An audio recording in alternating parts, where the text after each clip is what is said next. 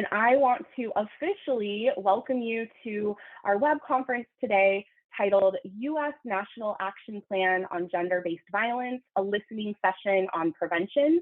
Prevent Connect is a national project of Valor US, formerly known as the California Coalition Against Sexual Assault, sponsored by the U.S. Centers for Disease Control and Prevention.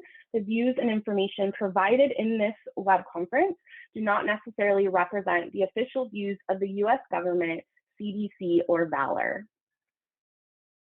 And I think at this point, David, I'd love to bring you in to provide some background on this listening session. Well, great. Well, thank you so much, and thank you all. It's great to see so many familiar names and to meet some new people coming to today's session. Last month, Valor had the opportunity and was really proud to host the National Sexual Assault Conference. Many of you joined us for the plenary sessions and the prevention track, where Prevent Connect helped build that prevention track, where we engaged in conversations on how advancing equity is a crucial strategy to end and prevent sexual violence and all forms of gender-based violence. At the opening session, Rosie Hidalgo spoke at the opening session, and she shared about the White House Gender Policy Council's plans to develop a U.S. National Action Plan on Gender-Based Violence. During that session, we made a promise to elevate the voices of those who are doing the work in the field to be able to elevate and share what they're doing. So last Wednesday, we did a session, and again today, we're delivering on that promise. For over 16 years, Valor's national project, Prevent Connect, has been an online community of prevention practitioners learning with each other about developing, implementing, and evaluating prevention practices. Today, this community has the opportunity to share its insights about prevention. And we have the opportunity for members of the White House Gender Policy Council to listen to our community's inputs. At Prevent Connect, we examine many forms of violence across the lifespan, including sexual violence, domestic violence, intimate partner violence, teen dating violence, and child sexual abuse.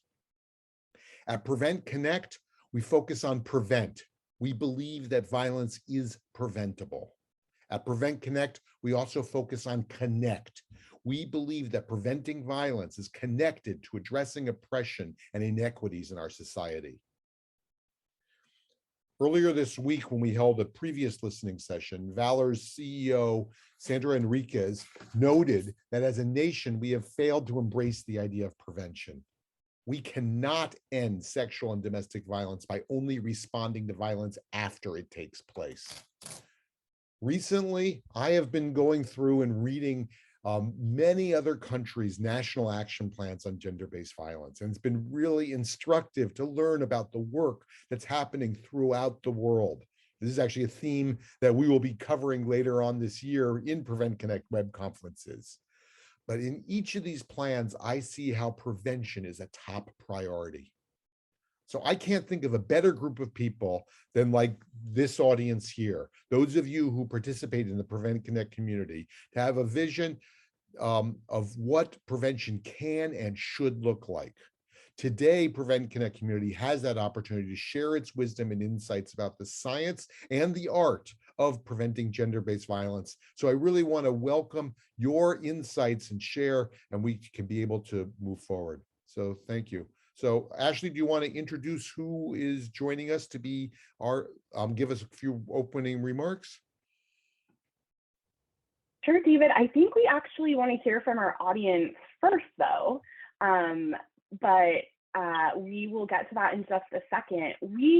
As David said, we are really inviting you to provide all of that input and experience.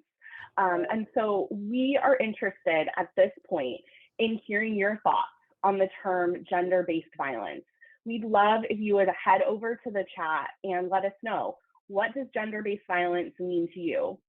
We want to hear what you think about that term, what should be included in a definition of gender-based violence. And I'm also interested in hearing, how do you currently use the term gender-based violence? And I see, David, that we have some responses starting to roll in. Amber says violence used against a specific gender. We'd love to hear from more of you. What does gender-based violence mean to you? You know, because actually gender-based violence is a term that's more commonly used in the international level. And it hasn't been used as often within the United States context, but I think there's some value in being able to think about it. And so we really want to get the insights here to be able to think about, as this is looking at a national action plan on gender-based violence, want to get a sense. So I see pieces talking about violence rooted in gender-based oppression. I see people that are listing different types of violence, like sexual violence, domestic violence, child sexual abuse. I think that some are looking at violence and harassment based on someone's gender or nonconformity to gender expectations, violence against women's, girls, and LGBTQ plus people. Another theme I'm seeing is power. And I also see people are writing really fast, Ashley. Great, keep on doing this. We're going to have a record of everything that you're doing and have this be part of the record that will be shared. So even if we don't repeat them, it's really important. So I see power, imbalances. We're beginning to see the language of patriarchal violence to be more inclusive. We're seeing, so in some ways going beyond violence against women, going further than that. That's violence rooted in oppression related to gender norms, etc. Some points out about links to white supremacy, rooted in patriarchal power, rooted in gender oppression. A lot of common themes I'm seeing, Ashley. I see that too, David. Thank you. Well, yes, please continue to share your thoughts on that. As David said, we will be collecting these, and so we'd love to hear what your thoughts are. But now I do want to introduce to you all our listeners for today. So it really is my honor to introduce you to Rosie Hidalgo. Rosie is the Senior Advisor on Gender-Based Violence and Special Assistant to the President for Gender Policy on the White House Gender Policy Council. And I'd also like to introduce you to Carrie Bettinger Lopez. Carrie is a Special Advisor on the White House Gender Policy Council. Rosie and Carrie, welcome to our listening session today. I know you're eager to hear what our audience has to say about prevention, but before we do that, we would love if you would provide some context about the National Action Plan.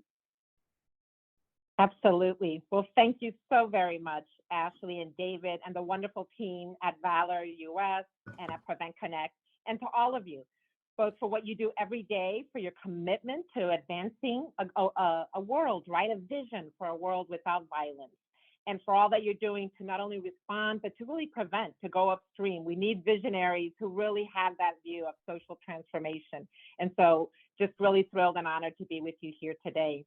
And as Ashley said, we want to share with you a little bit of background and context about some of the exciting work that's happening as a response to what came from the movement and what was asked for. And President Biden, Vice President Harris, this administration is really committed to lifting up and advancing these issues. And in fact, on March 8th, on International Women's Day, President Biden signed an executive order creating the first ever White House Gender Policy Council. And so that's really a significant opportunity to elevate these issues across a whole of government approach. And in fact, the executive order that created the White House Gender Policy Council calls for developing a national strategy to be shared with the president, presented to him within 200 days of when that executive order was signed, which happens to be September 24th. That has really snuck up on us, but a lot has been going on in preparation for that. And that has included every federal agency and component has designated a senior designee and a team to be part of the efforts of this Gender Policy Council. And we've been meeting monthly with our designees. And then also, there's been a number of federal work groups that have formed across key themes to advance gender equity and gender equality. And those groups have been meeting. So it's really been an exciting opportunity to, again, just put this work throughout the whole of government and lift up what does it really mean to advance gender equity and gender equality. And to do so at the intersection with a lot of other critical issues, with this administration's commitment to racial equity, with the commitment to equity for LGBTQ plus individuals, with the commitment across a whole range of issue areas, whether it's immigration or disability or a range of areas.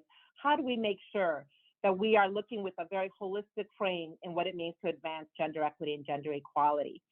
And so as we've been doing that work, not only have we been engaging with federal partners, but we've held a number of external stakeholder sessions, have gotten a lot of good input. I imagine some of you have participated in those or your organizations, and it's been very valuable.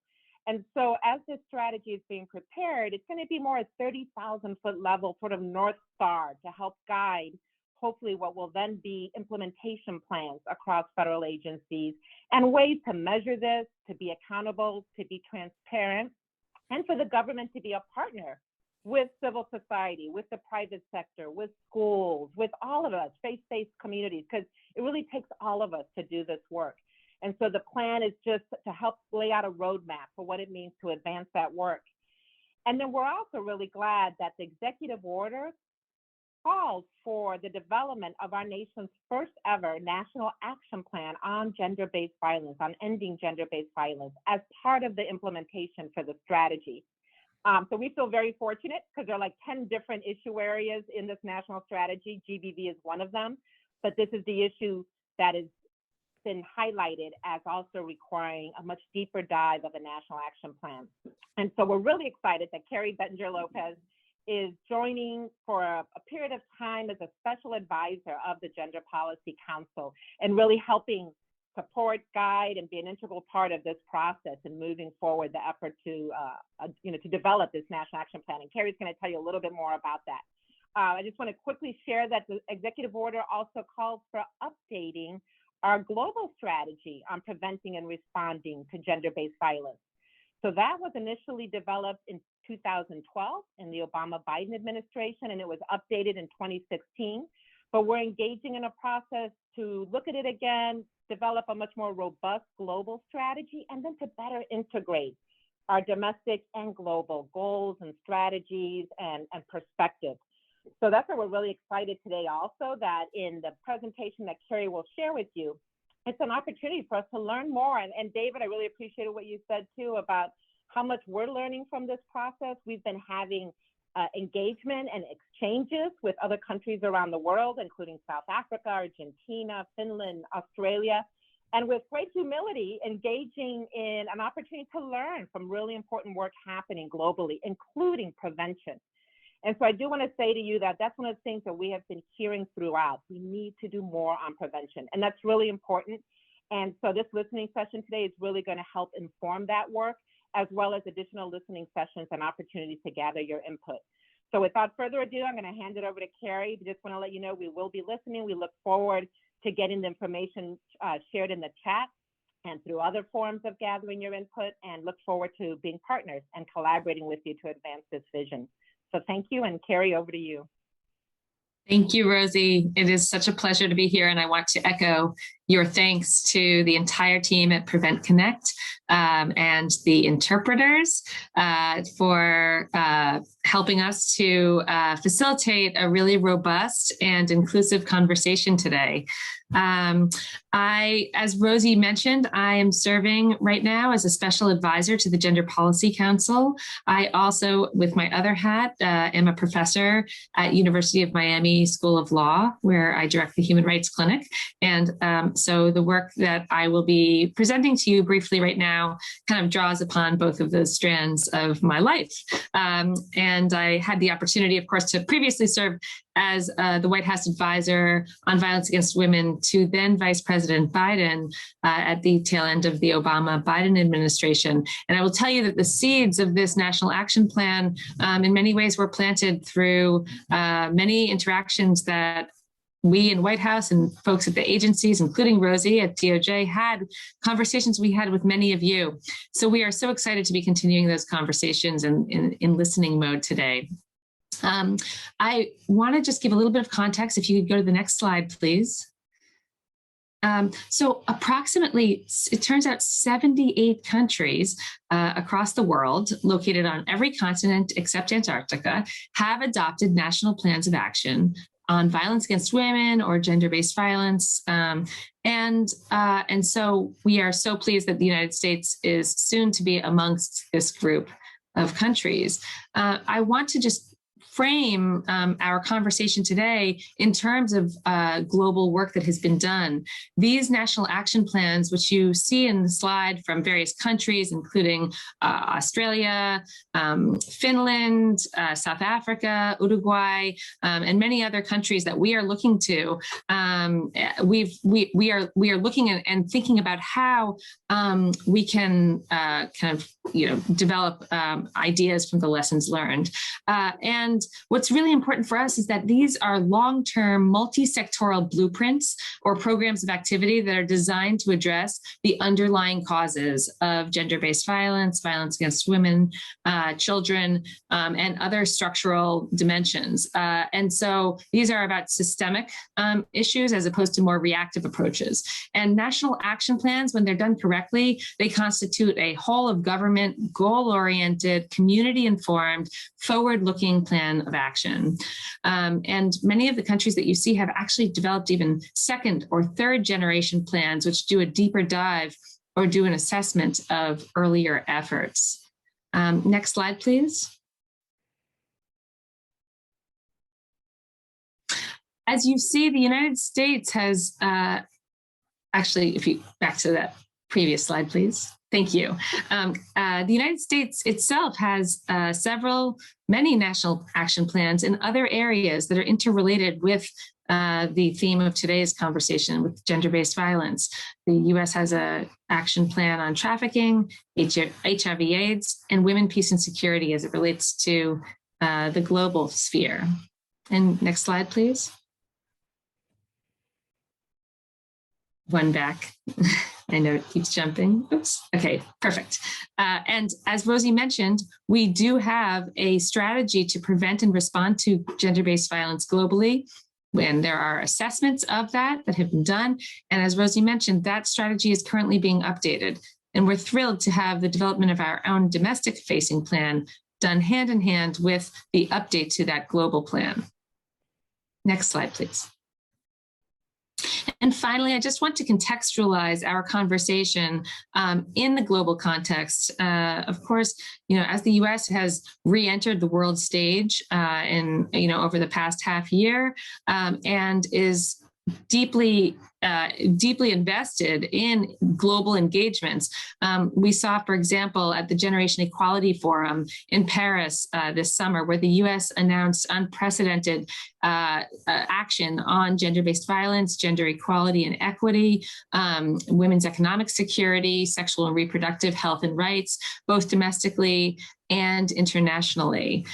We have really begun to do a deeper dive into our own domestic progress towards the UN Sustainable Development Goals. And I want to highlight Goal 5, which is advancing gender equality and empowering all women and girls as core to our conversation today. And then finally, I want to highlight kind of a set of dates that are coming upon us that are important for driving us to think about our place in the world. The 16 Days of Activism on Violence Against Women, which falls usually on our Thanksgiving time and sometimes gets lost in the shuffle, is not known to many folks in the US, but ends on December 10th, Human Rights Day. And for people who are looking to engage in gender-based violence activism, both at home and abroad, this is a really nice time to connect the dots between our work on a transnational level. With that, I'm going to stop talking and go into listening mode. We are so excited to hear from all of you, and we're, again, so deeply grateful to Prevent Connect and Valor US and NSAC for pulling together the two sessions this week. Thank you so much, Carrie and Rosie, for providing that context and review. It's really great to hear about the things that are happening in the US and to learn about the national action plans from other countries. As David mentioned, we'll actually be hosting a web conference during the 16 days of activism to learn about international prevention programs to really inform the prevention happening in the US, and I'm really looking forward to that. So I know that this audience is very passionate and committed to prevention. So I'd love to pose another question. And this time we are wanting to hear, why is prevention important for a US National Action Plan on gender-based violence? What are your thoughts about this? Why should any action plan include prevention? And I know that you probably have a lot to say about that. So please feel free to just, put it all in as it comes to you. And I'm seeing the very first response, so we can make steps to end gender-based violence. Thank you so much. We don't want to just react to violence that has already happened. We want to prevent it from happening in the first place. Okay, here comes the chat. It's going quick, David. I see it's critical to move upstream. Harm is far-reaching. Upstream again. We're addressing the roots of the issue. Prevention can help set the conditions and foundations for well-being, for health, for prosperity. Break the intergenerational cycle of violence. David, what are you seeing? I was about to say the exact same one. Prevention happens in partnerships. Primary prevention yields higher returns than treatment or intervention. Create communities free from violence. Prevention is more cost effective. A robust prevention analysis is needed to allow all of us to live free, violent lives and for allow families to thrive. And so I see a lot of intergenerational pieces. I see a lot about looking at the cost advantages and getting to the root causes is some of the other, doing the quick analysis of what everyone's doing. This is real important because we want to be able to help think about language of, why prevention should be a real key piece. In Australia's plan, primary prevention is the first, I think, pillar of their fourth plan. So that's a way that we might want to think about what we want to do in this country. Should we move to listen to another voice from our audience, Ashley? Absolutely, yes. Thank you all for weighing in on that. We'd like to continue hearing from voices from the field. And so at this time, I'd like to invite Lisa Fujia-Parks, Associate Program Director at Prevention Institute and longtime Prevent Connect collaborator, to share her insights. Lisa, thank you so much for being here. Thank you, Ashley. Thank you, everyone. It's really such an honor to be here with you all and to participate in this process. So thank you to everyone involved, everyone here today. I am really excited about everything that's been shared so far. So my comments are offered, very humbly to really enhance and support the directions that have been outlined so far. And I really have one kind of primary point, which is that I think our solutions are about intersectional community solutions that are rooted in values. I wouldn't even personally center prevention over healing. It's really centering community in a really integrated way. And so I want to talk about what I mean by intersectional community solutions rooted in values, and then just make a couple of suggestions of what that means for coordination and leadership and data. So my primary point from my experience as a multiracial queer person with domestic and sexual violence in my personal and in my family background, and as someone who's been an organizer and a facilitator and a public health practitioner for many years now, is that safety from gender-based violence is found in the fabric of our relationships, in our families and in our communities, rooted in values of love and mutuality and justice and collective care. So what we focus on when we're talking about addressing gender-based violence are distinct harms that are inextricably rooted and linked to other harms. So the solutions are also linked in communities. So in other words, gender justice is racial justice, and climate and environmental justice, and economic justice, and reproductive justice, and disability justice, and more. And that means we need to ensure that our plans and our actions reflect fundamental values of equity and solidarity and belonging to the land and to each other and power with, not the relentless competition and extraction and consumption and power over that too often dominates decisions in our communities. So what are some of the implications of this intersectional community solutions rooted in values for coordination and leadership and data? Well, in my humble opinion, I think that the plan should really support local community leadership and solutions, giving communities the resources and supports to develop and sustain their own intersectional and integrated solutions that are rooted in values and culture. So the role then at the federal level is to focus on and ensure coordination and courageous leadership across policy councils, departments, and initiatives to ensure that gender justice is addressed in all the plans as was described in this whole of government approach, whether we're talking about racial justice or climate justice or community safety or other issues. In terms of data collection, I think what it means is to really focus on data that helps to accelerate action. And that includes considering the intersectional lived experience of Black, Indigenous, people of color, trans people, queer people, everyone, as valid and valuable data. So let's collect the data that helps us have insights about how we're showing up in solidarity, how we can build on our strengths, and how we can overcome barriers to solidarity so we can show up in greater solidarity. I have to say, my heart feels very heavy today, but also very boosted and buoyed by being with you all. I think our tasks are enormous, and the fabric of these intersectional community solutions are right here in our relationships, in our courage, in our values and commitments to our interdependent, multiracial, global communities. And I know we have the power. It is our time, and we will accomplish these transformations rooted in our love and mutuality and solidarity together.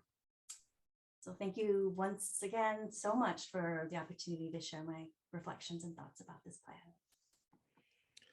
Thank you so much, Lisa. Really appreciate your comments. And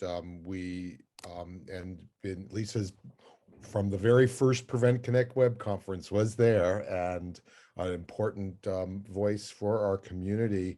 And we did ask our community to submit pieces, so our speakers come from members of our community to be able to speak, and so we can get different voices. And thank you. Keep the comments coming.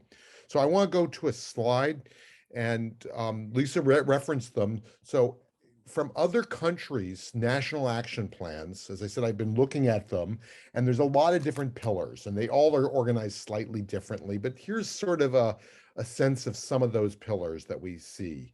There's coordination and leadership, there's prevention, there's accountability, there's support and healing, there's funding, and there's data collection and information. So for today, we want you to be thinking about these four that are bolded: the coordination and leadership, the prevention, the funding, and the data collection and information. And so we want to do a deeper dive into the thinking about these areas. And so want to get your comments and to be able to reflect that pieces. So Ashley, why don't you go ahead and ask the next question of our audience? Thanks, David. Yeah, so keeping those four pillars that other countries have focused on and that David just outlined in mind, we'd really like to know from you all, what types of prevention activities and strategies should be highlighted in a national action plan? So what maybe programs are rising to the surface for you, strategies, approaches? Are there things from other countries that you think the US should explore? I'm seeing things are starting to come in, but we'd also love to know what type of recommendations do you have for implementing prevention and measuring progress? And I'm looking over at the chat, David, because things are coming in fast. I saw comprehensive sex ed, an outer layers approach, community-driven strategies, let's see, economic justice, comprehensive sex education again. I saw something about looking at trauma and equity, social emotional health. I've seen a lot around primary prevention strategies at different levels, a lot about working with youth. I've seen a lot about comprehensive sex education and looking at some of those linkages and being able to do this. Keep on going. I know there's no way we'll be able to read all of what you say, but we will be keeping a record of this and putting together summary of this. So this will help inform. So healthy masculinity work. I've seen a lot of engaging men in supporting women and girls, trans and binary folks in leadership positions, and looking at, there's so many of these, looking at 2 and 3 generation approaches as needed, being able to do anti-sexism work, healing circles within communities. I've seen a lot about healing. I've seen some restorative justice pieces. And so, there's a lot of pieces that are going, so keep them going.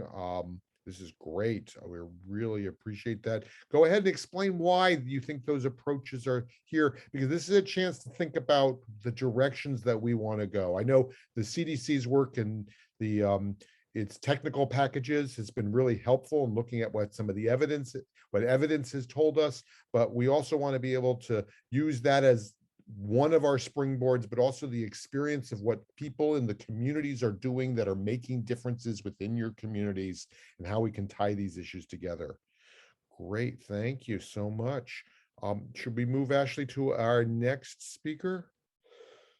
Yes, let's hear from another voice from the field. I'd now like to welcome Megan Simmons, Senior Policy Attorney at UGMA Inc., the National Center on Violence Against Women in the Black community.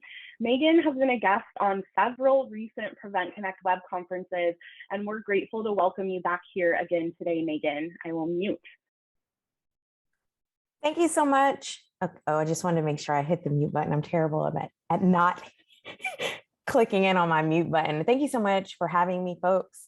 It is my pleasure to come back and share space with you all. To share some thoughts. Like she said, my name is Megan Simmons. I'm a senior policy attorney at UGMA Inc. I have several policy buckets to include Black maternal health. I was really glad that someone dropped in the chat that should be a part of this conversation, and reproductive rights just generally, as well as Title IX, the Crown Act, and I do a good bit on economic abuse. Just to share again a few thoughts and strategy recommendations as it relates to gender-based violence. Gender-based violence is a human rights issue wherein someone harms another based on gender. Black women and girls are disproportionately impacted as they exist at the margins of race and gender. Gender-based violence can't be discussed in a vacuum. Institutional racism and the foundation of systems that run American society.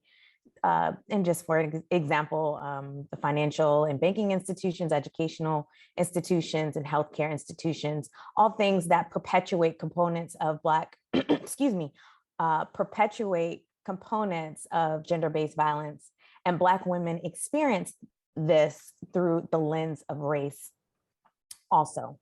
A comprehensive strategy requires examination of things like housing and accessibility, pay equity, food insecurity, and affordable childcare.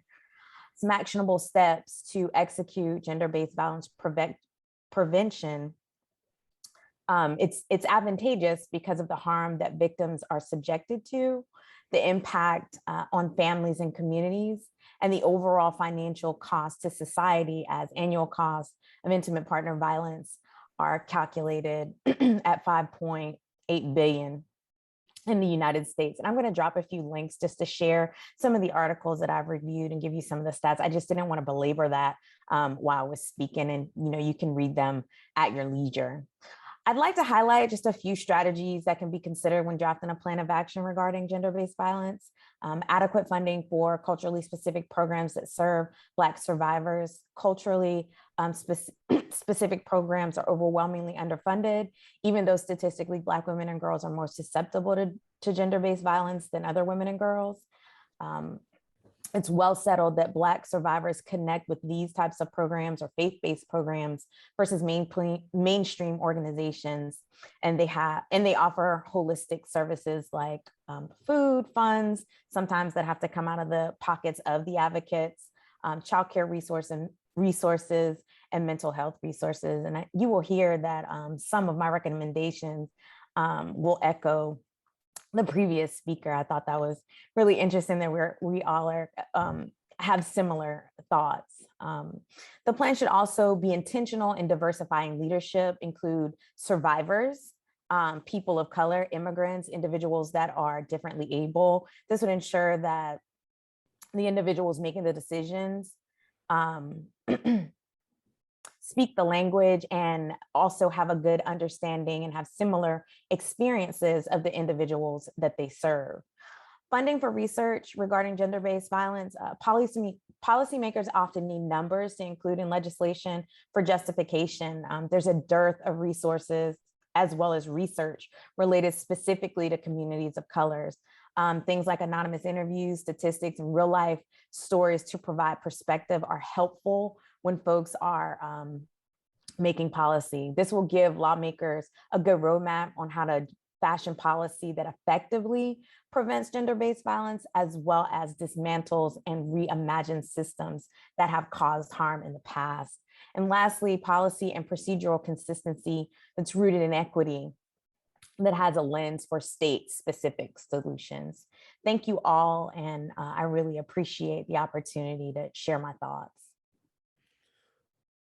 Great. Well, thank you so much, Megan, for sharing your insights. And I'm going to go transition right to one of your points, which I think is right there about research. And so I want to hear from all of you.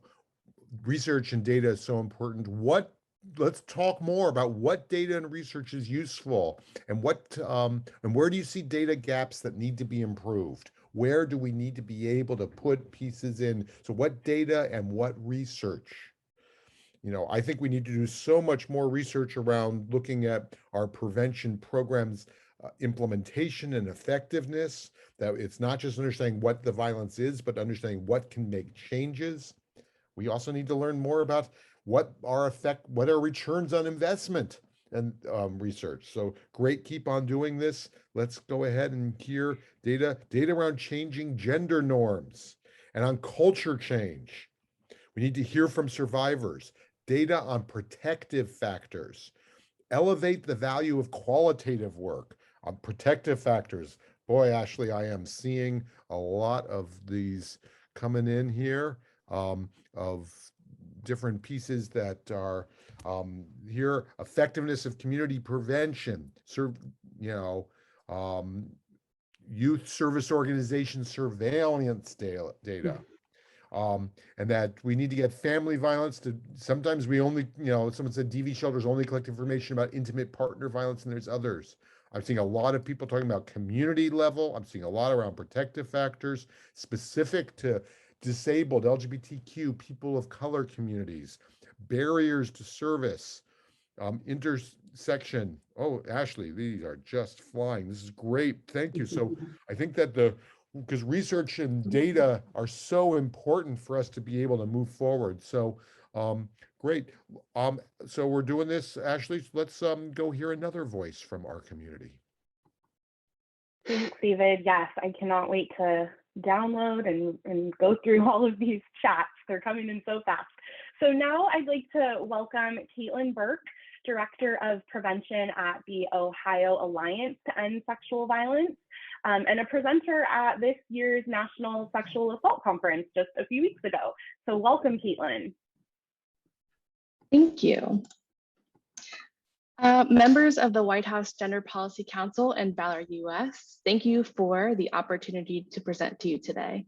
Like Ashley said, my name is Caitlin Burke, and I am the Director of Prevention and Public Health at the Ohio Alliance to End Sexual Violence, Ohio's Anti-Sexual Violence Coalition.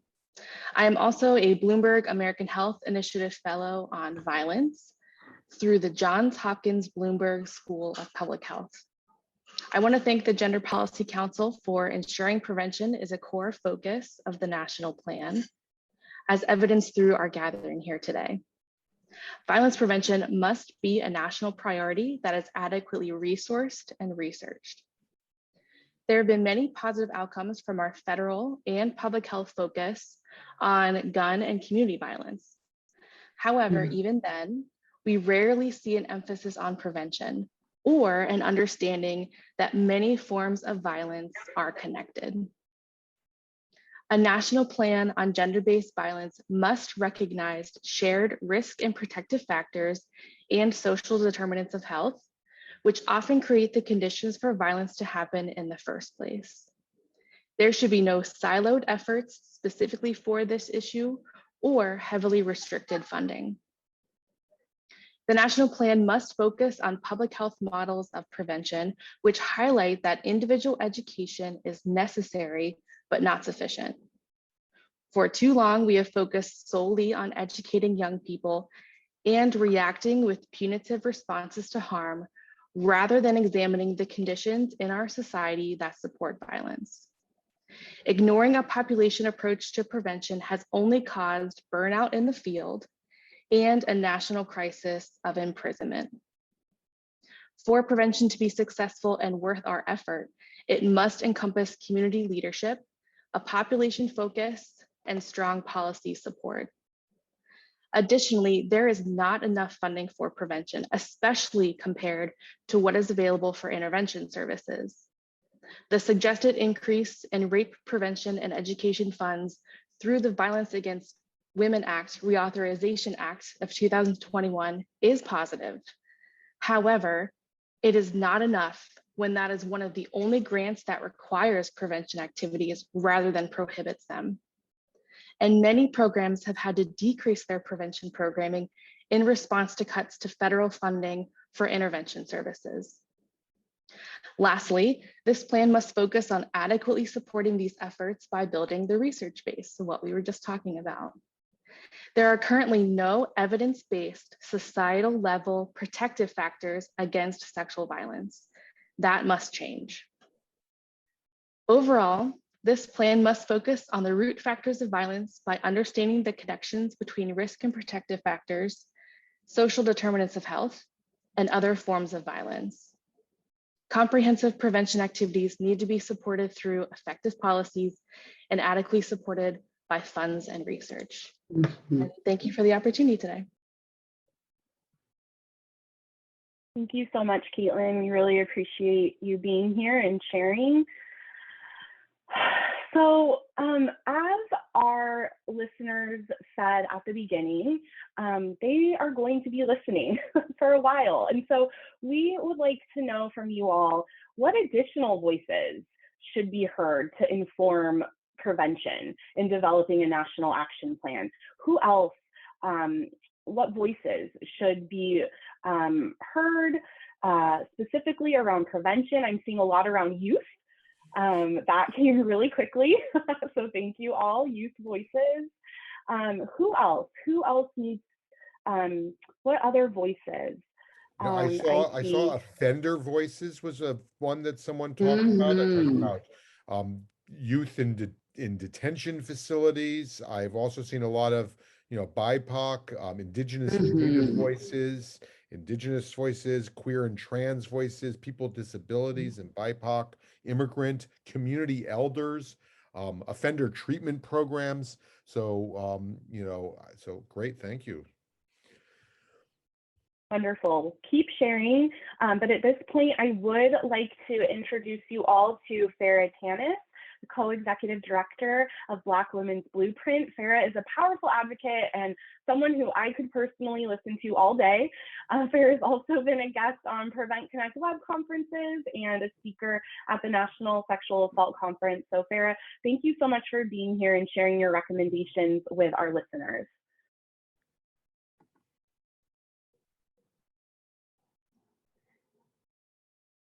Thank you so much for having me. I hope you can hear me. My internet is in and out. Can folks hear me?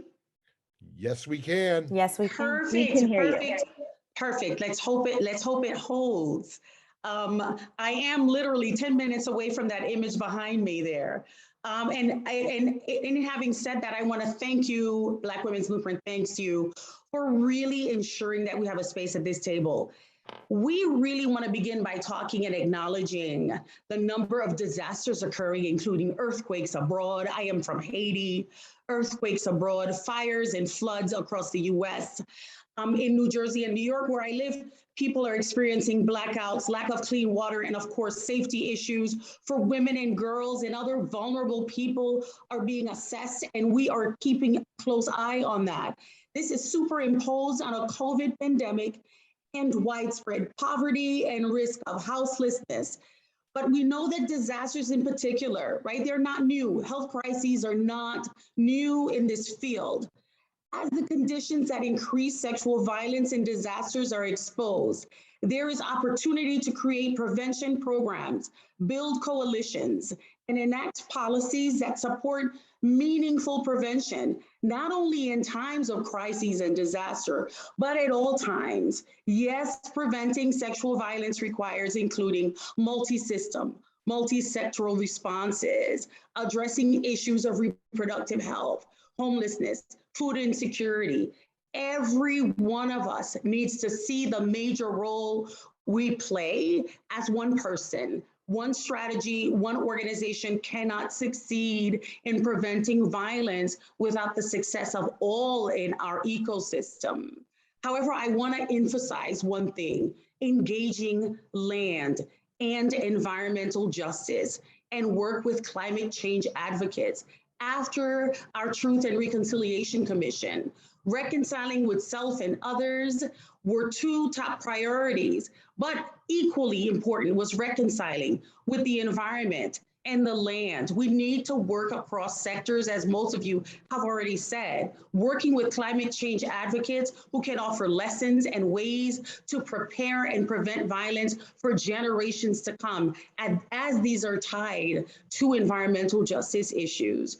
Government approaches need to focus on financial resources and technical assistance to communities of color interested in working at these intersections. Black women, for example, who see land justice as prevention, as that has been practiced abroad, need to be supported and their work needs to be bolstered. Land justice promotes solidarity economy.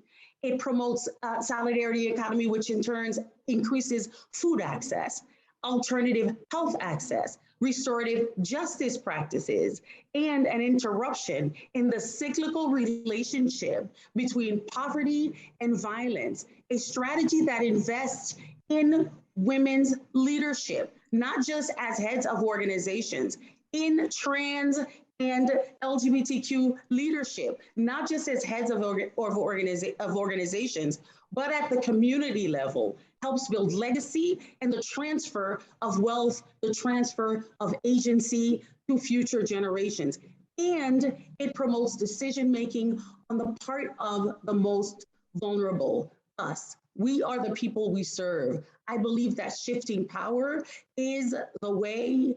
I believe that that deep level of support is the way to promote those social norms that protect against violence, to teach those skills to prevent sexual violence, to provide those opportunities we keep talking about, to empower and support LGBTQ folks, the people with disabilities, women and girls, people of color, indigenous people. I believe that shifting power is the way to create these protective environments. It's in our hands. We, as the people most impacted, need to be supported, respected, trusted to build those protective environments. So thank you so much for inviting me here. And I cannot wait to see what comes out of all of this. Thank you.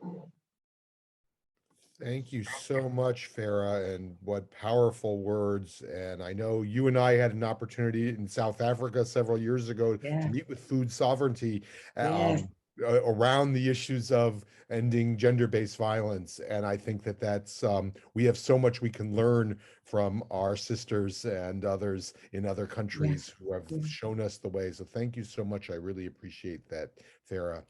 And thanks to our audience for all of your insights. This has been so exciting reading this. We are not stopping now, though, in terms of getting feedback. And so there's going to be a survey. You have 2 ways you can be able to do this. If you have further recommendations or pieces you want to add, in the next week, please go ahead and do that. We do have a survey. We will also be sending the same question in the post evaluation for this, so you can do it either way.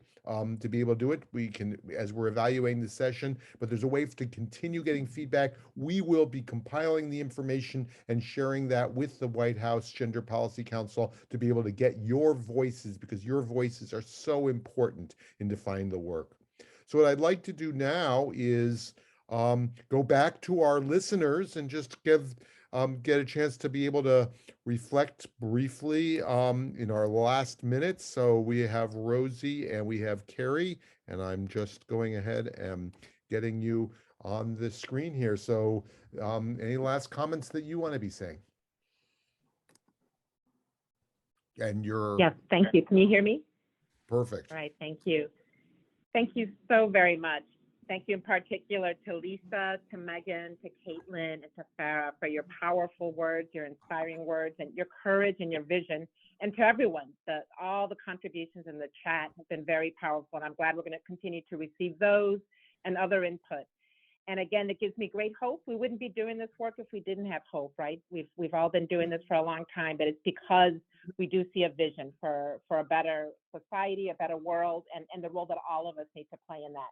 So we're really hopeful that we can lift that up through this national action plan and through all the implementation and collaboration that will follow. So again, just gratitude and solidarity and best wishes to everyone as we continue this journey together. And I'll hand it over to Carrie. Thank you, Rosie. I echo all of your sentiments. I want to thank everybody for your candor, for your engagement. We are trying to be nimble and create an action plan that can be nimble, because as Farah says, we have a world that is changing literally before our eyes, and it has been a very hard week, I think, for all of us. It's been a hard month. It's been a hard year. And so we want to take those complexities into account. And we really thank you for offering such nuanced and thoughtful ideas. Again, just to reiterate, we hear you. We are listening. We are trying to integrate these really important ideas into an action plan that can actually help propel us forward in the short, medium, and long term. And we will continue to engage with all of you through the Prevent Connect channels and beyond. There will be additional listening sessions that are currently in the works throughout the month of September and most likely beyond.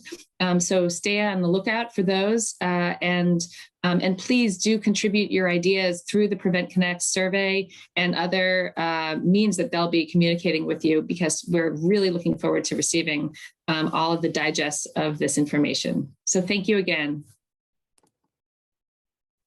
Thank you, Rosie. Thank you, Carrie. We wouldn't have this if it wasn't for our audience. So thank you all so much for being part of this community. I want to also thank our Spanish interpreters, our ASL interpreters, our closed captioners today, my colleagues at Prevent Connect, and again, each and every one of our speakers, and you all for contributing your voices to this conversation. I hope you have a wonderful rest of your day. David, any final thought from you? No, other than I have great love and appreciation for this community and this audience and all the wisdom that you bring. And together we're going to learn with each other, and together we can make contributions that is going to lead to creating a world where we advance equity and we're being able to end all forms of gender-based violence. Absolutely. Thank you, David. All right, everyone, this will end our session for today. We hope to see you online soon. Take care, everyone.